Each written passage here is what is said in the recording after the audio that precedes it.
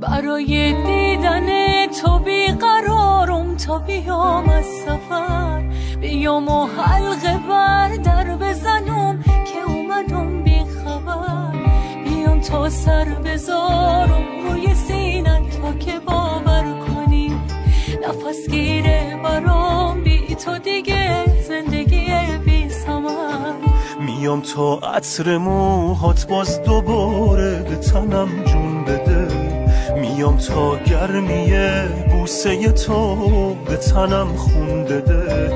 بکش دست محبت بر سر من خستگی رو بگیر، بذار عمری بمونم توی دست مهربونت اسیر.